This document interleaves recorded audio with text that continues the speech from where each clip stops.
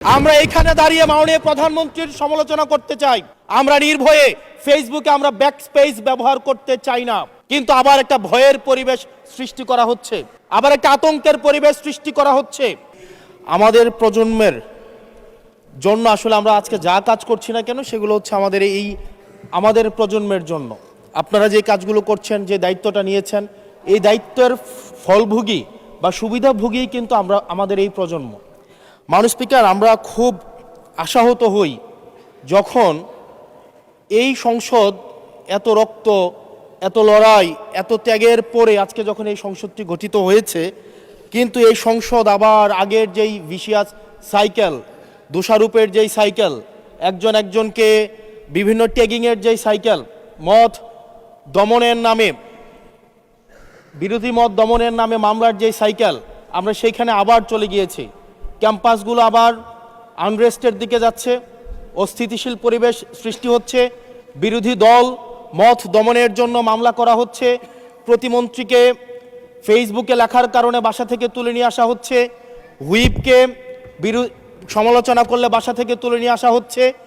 আবার আমরা আগের সংস্কৃতিতে আমরা চলে যাচ্ছি, যেখানে মাননীয় প্রধানমন্ত্রী নিজে কার্টুন শেয়ার করে বিভিন্ন স্যাটায়ার, বিভিন্ন মকারিকে প্রমোট করছে, বিরোধী মতকে প্রমোট করছে। সেইখানে এই সংসদ গঠিত হওয়ার পর থেকে আজকে পর্যন্ত 9টা ঘটনা ঘটেছে যেখানে মত প্রকাশের জন্য আজকে বাসা থেকে তুলে নিয়ে আসা হয়েছে। মাননীয় স্পিকার, আমরা মত প্রকাশের স্বাধীনতা চাই। মত প্রকাশের স্বাধীনতা আগেও ছিল, মত প্রকাশের স্বাধীনতা আওয়ামী লীগের সময় ছিল, তবে সেটা সহমত প্রকাশের স্বাধীনতা। আমরা এই পার্লামেন্টের পরে আমরা শুধুমাত্র মত প্রকাশের স্বাধীনতা নয়, আমরা দ্বিমত প্রকাশের স্বাধীনতা চাই। আমরা এখানে দাঁড়িয়ে মাননীয় প্রধানমন্ত্রীর সমালোচনা করতে চাই।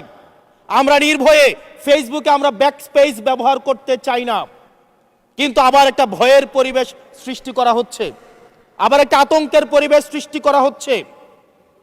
আমরা দেখলাম সিলেক্টিভ এক ধরনের বিরোধিতার পরিবেশ তৈরি করা হচ্ছে। আমাদের সমাজের যারা গ্রহণযোগ্য এক ধরনের পলিটিক্যালি এলিট শ্রেণীর নারীদেরকে নিয়ে যখন সমালোচনা করা হয়, তখন সেটাকে নারীদের বিরুদ্ধে এটাকে বিবেচনা করা হয়।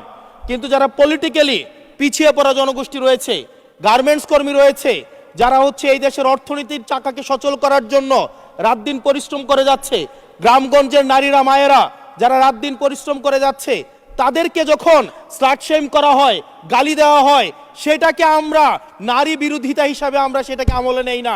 এই ধরনের সিলেক্টিভ নারী বিরোধিতা করা, এই ধরনের সিলেক্টিভ নারী সমালোচনা করার যেই ধরনের প্রবণতা রয়েছে, সেই জায়গাগুলো থেকে মাননীয় স্পিকার আমাদেরকে বেরিয়ে আসতে হবে।